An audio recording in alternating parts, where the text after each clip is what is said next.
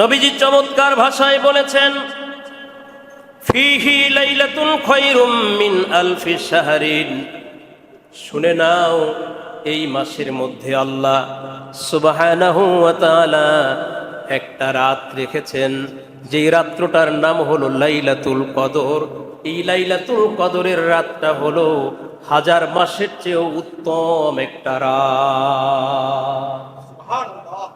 এই রমজানের মধ্যে আল্লাহ সুবহানাহু ওয়া তাআলা এমন একটা রাত রেখেছেন, যেই রাতটাই যদি কোনো বান্দা ইবাদত বন্দেগী করে, যেই রাতে যদি কোনো বান্দা সারা রাত জেগে জেগে ইবাদত করে, 1000 মাস রাত জেগে দিনে রোজা থেকে ইবাদত করলে যেই পরিমাণে সওয়াবের মালিক হতো, ওই পরিমাণ সওয়াব আল্লাহ রব্বুল আলামিন একটা রাতের বিনিময়ে ওই ইবাদতকারীর আমল নামায় দান করে দিবে। কয়টা রাত? সবাই বলেন। একটা মাত্র রাতের ফজিলত আমার আল্লাহ এত বাড়িয়ে দিয়েছেন, যদি একটা রাতে আপনি ইবাদত করেন তাহলে 1000 মাস ইবাদত করলে যেই পরিমাণ সওয়াব আমার আল্লাহ এই একটা রাতের মধ্যে সেই পরিমাণ নেকি সওয়াব আপনার আমার আমল নামায় দান করে দিবেন। সুবহানাল্লাহ। শুধু তাই না, সম্মানিত সুধী, যারা রোজাগুলো ঠিক মতো থাকবে তাদের জন্য আমার আল্লাহর পক্ষ থেকে কত বড় আয়োজন।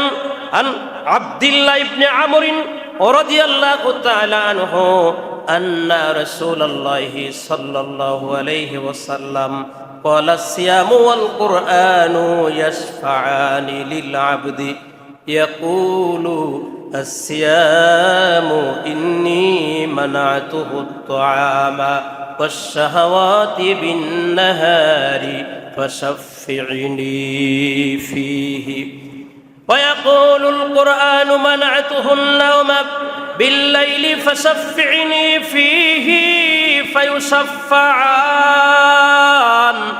رواه البيهقي شعب الإيمان। হযরতে আব্দুল্লাহ ইবনে আমর রাদিয়াল্লাহু তাআলা আনহু হাদিস খানা বর্ণনা করেছেন, আপনার আমার প্রিয় নবীজি রাসূলুল্লাহ সাল্লাল্লাহু আলাইহি ওয়াসাল্লাম কত চমৎকার ভাষায় বলেছেন, আসিয়ামু ওয়াল কুরআনু ইয়াশফাআনি লিল আবদি। আল্লাহ রাব্বুল আলামিনের হাবিব বলেন, রোজা এবং কোরআন রোজাদার বান্দার পক্ষে কিয়ামতের ময়দানে সুপারিশ করবে। সুবহানাল্লাহ বলেন। রোজা রোজাদারের পক্ষে সুপারিশ করবে। আল্লাহ পাকের পবিত্র কোরআনে কারীম 30 পারা কোরআন কিয়ামতের ময়দানে রোজাদার বান্দার পক্ষে সুপারিশ করবে। কিভাবে সুপারিশ করবে? রোজাদার বান্দার পক্ষে কিভাবে বলবে? রোজাদার বান্দার পক্ষে আল্লাহ রাব্বুল আলামিনের বান্দার পক্ষে এইভাবে কিয়ামতের ময়দানে রোজা বলতে থাকবে, ইয়াকুলু সিয়ামু ইন্নী মানাতুহু আত-তাআমা বিশ-শাহাওয়াতি বিন-নাহারি ফাশাফি'নি। আল্লাহ গো, রমজান মাসের রোজার সৌজন্যে তারা দিনের বেলা না খেয়ে রোজা রেখেছে, স্ত্রী হালাল পন্থায় তারে ঘরে আনার পরে তার সাথে এক জায়গায় থাকা, মিলিত হওয়া শরীয়তে তাকে স্বীকৃতি দিয়েছে, কিন্তু আমি রোজা তাকে বলেছি রোজার দিনে খাবারও যেমন খাওয়া যাবে না, তোমার জন্য এটা বৈধ না। তদ্রূপ তোমার ঘরে হালাল বিবি থাকলেও তার সাথে এক জায়গায় হওয়া যাবে না, এটা আমি বলেছিলাম। রোজা আমার কথার সম্মান দিয়েছে আল্লাহ। অতএব ফাশাফি'নি, এই ব্যক্তির পক্ষে আপনি আমার সুপারিশ কবুল করেন। সুবহানাল্লাহ। কোরআন বলবে, ফিহি ওয়া ইয়াকুলুল কুরআনু মানাতুহুল লাওমা বিল-লাইলি। ও আল্লাহ, আমি এই ব্যক্তিকে রাত্রে ঘুমাতে দেই নাই, রাতের ঘুম সে হারাম করে দিয়া রমজান মাসে মসজিদে আইসা তারাবির নামাজে 20 রাকাত খতমে তারাবিতে শামিল হয়েছিল। সুবহানাল্লাহ। দোকানে আড্ডা দেয় নাই, বাসায় বসে থাকে নাই, দীর্ঘ সময় তেলাওয়াত শোনার জন্য মসজিদে ইন্তজার করেছে। তেলাওয়াত গুলো চাতক পাখির নাই শুনেছে, মসজিদে মুসল্লিদের নামাজের ডিস্টার্ব করে নাই। মসজিদে মুসল্লিদের নামাজের ক্ষতি হবে এমন কোনো কথাবার্তা, এমন কোনো আচরণ করে নাই। নিজের কোনো প্রয়োজনে মসজিদ থেকে বের হওয়া লাগলেও নীরবে নিজে বের হয়ে গেছে, অপরের ক্ষতি না হয় এদিকে সজাগ দৃষ্টি রেখেছে। আল্লাহ গো, কোরআন কারীম তেলাওয়াতের জন্য তারা রাত্রে ভোরবেলা সেহরি খাইতে উঠে রাতে দীর্ঘ সময় কোরআন তেলাওয়াত করছে। আল্লাহ, যেই রোজার কারণে তারা রাত্রে সেহরি খাবারের সময় আগে আগে উঠা তাহাজ্জুদ পড়া কোরআন তেলাওয়াত করছে। আল্লাহ, আমি সেই কোরআন আপনার এই রোজাদার বান্দার পক্ষে সুপারিশ করতেছি। আল্লাহ রাব্বুল আলামিনের হাবিব প্যারা নবী রাসূলুল্লাহ সাল্লাল্লাহু আলাইহি ওয়াসাল্লাম বলেন, ফিহি ফায়ুশাফফান, তখন আল্লাহ রোজা এবং কোরআনে কারীম দুইটার সুপারিশই কবুল করে এই ব্যক্তিকে আল্লাহ পাক রব্বুল আলামিনের জান্নাতি বানায়া দিবে। সুবহানাল্লাহ। আল্লাহ দোয়া মঞ্জুর করবে। সুবহানাল্লাহ। তাহলে রমজান মাসে আমরা মসজিদে আসি, কিছুক্ষণ মসজিদে থাকি, লাভ আছে না ক্ষতি আছে? বলেন, লাভ না ক্ষতি? বেশি না কম? কোরআনে কারীম কিয়ামতের ময়দানে আপনার পক্ষে আমার পক্ষে সুপারিশকারী হবে আল্লাহ পাক রব্বুল আলামিনের পক্ষে। আল্লাহর কাছে আপনাকে আমাকে সুপারিশ করে জান্নাতে নিবে।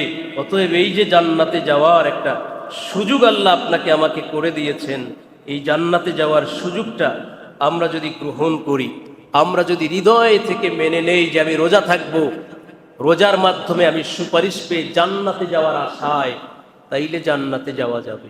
সুযোগ আছে, কথা বলেন ঠিক কিনা? মুআজ্জাজ হাজিরিন, শুধু তাই না, দেখেন রমজান মাসের রোজাদার বান্দাদের জন্য আমার আল্লাহ সুবহানাহু ওয়া তাআলা কত চমৎকার সম্মান রেখেছেন।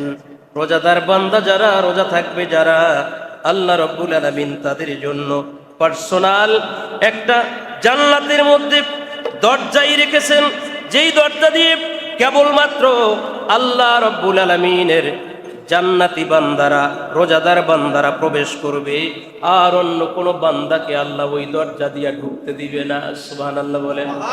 অনেক মসজিদে আছে ইমাম সাহেব দাঁড়ায়, যেখানে তার বাম পাশ দিয়া মেহরাবের ভিতর দিয়ে একটা দরজা থাকে, এই দরজা দিয়ে শুধুমাত্র ইমাম মসজিদে ঢুকে। মসজিদের মধ্যে ইমামের চেয়ে কারো মর্যাদা নাই, যে যত বড়ই হোক না কেন। দেশের প্রেসিডেন্টও যদি মসজিদে আসে, প্রেসিডেন্ট ইমামের সামনে না পিছনে?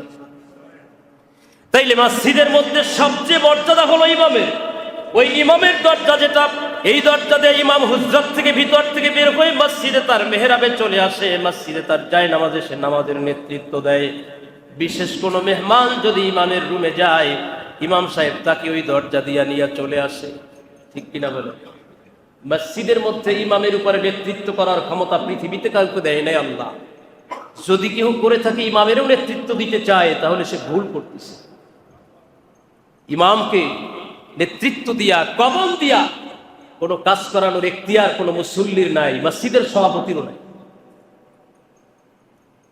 তদ্রূপ জান্নাতি বান্দা যারা জান্নাতের মধ্যে, আবার আল্লাহ তাদের জন্য একটা পার্সোনাল ক্ষমতা দিয়েছেন, পার্সোনাল মর্যাদা দিয়েছেন। আল্লাহর হাবিব রাসূলুল্লাহ সাল্লাল্লাহু আলাইহি ওয়াসাল্লামের কলিজার টুকরা সাহাবী হযরতে সাহাল ইবনে সাদ রাদিয়াল্লাহু তাআলা আনহু হাদিস খানা বর্ণনা করেছেন।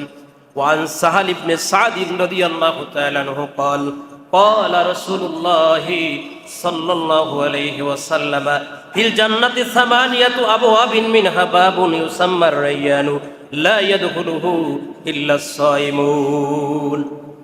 আল্লাহ রাব্বুল আলামিন জান্নাতের 8টা দরজা রাখছেন, এর মধ্যে একটা দরজার নাম হলো রাইয়ান দরজা। যেমন ইমামের পার্সোনাল দরজা, বোঝানোর জন্য বলতেছি, এইটা আবার রাইয়ান মনে করবেন না। ইমামের জন্য যেমন পার্সোনাল দরজা, তদ্রূপ আল্লাহ রাব্বুল আলামিনের যে সমস্ত বান্দারা রমজানের সৌজন্যে রোজা রাখবে, তাদের জন্য আল্লাহ একটা দরজা আলাদা রাখছেন। সুবহানাল্লাহ বলেন। এই দরজা দিয়ে কেবলমাত্র রোজাদাররা প্রবেশ করবে। কিয়ামতের ময়দানে আল্লাহ ডাক দিবেন, আইনা সাইমুন, কোথায় আছো আমার রোজাদার বান্দারা? সুবহানাল্লাহ। আল্লাহ ডাক দিবেন, আল্লাহ ডাকবেন, ও রোজাদার বান্দারা, যারা দিনের বেলা কষ্ট করেছো, রোজা রেখেছো, না খেয়ে থেকেছো, ঘরে হালাল স্ত্রী ছিল, মন চাইছিল কাছে যাও, কিন্তু যাও নাই, আমি আল্লাহর ভয় ছিল হৃদয়ে, সুবহানাল্লাহ, আমি আল্লাহরে ভয় করছো এই জন্য কাছে যাও নাই। আসো আজকে আমি আল্লাহ তোমাদের প্রতিদান নিজের হাতেই দিয়ে দিব। আমি আল্লাহ তোমাদেরকে আলাদা একটা জায়গা দিয়ে প্রবেশ করাবো, জান্নাতীরা সবাই দেখবে। এইটা শুধুমাত্র রোজাদার যারা ছিল, রোজা যারা রেখেছিল, রোজাদারদের জন্য আল্লাহ পার্সোনাল দরজা রাখছেন, অন্যরা আসতে চাই। সুবহানাল্লাহ। এই দরজার কারুকাজ খুব ভালো, এই দরজাটার ক্যাটাগরি খুব ভালো, সম্মানী। অন্যান্য জান্নাতীরা পাশ থেকে যখন যাইবে, তাদের দিকে যখন তারা প্রবেশ করবে, তখন তারা তাদের লাইন ছাইরা এই লাইনের মধ্যে চলে আসবে। আল্লাহ বলবেন, না না, তোমরা এই দরজা দিয়ে প্রবেশ করতে পারবে না, তোমরা তো রোজা রাখো নাই, তোমরা তোমাদের লাইনে চলে যাও। সুবহানাল্লাহ বলেন। এই লাইন দিয়ে তোমাদের কোনো সুযোগ সুবিধা দেওয়া হবে না। তোমরা রোজা যদি থাকতা, তাইলে তোমরা ওই দরজা দিয়ে প্রবেশ করতে সুযোগ পাইতা। তোমরা যেহেতু দুনিয়ায় এই রোজা থাকো নাই, অতএব এই দরজা দিয়ে তোমরা ঢোকার কোনো অধিকারই পাইবে না। কেবলমাত্র এই জায়গা দিয়ে রোজাদাররাই প্রবেশ করবে। রোজাদার বান্দারা যখনই প্রবেশ করা শেষ, আগলিকিল বাব, আল্লাহ দরজারে বন্ধ করে দিবেন, আর কাউকে ওই দরজা দিয়া প্রবেশ করতে দিবেন না। সুবহানাল্লাহ।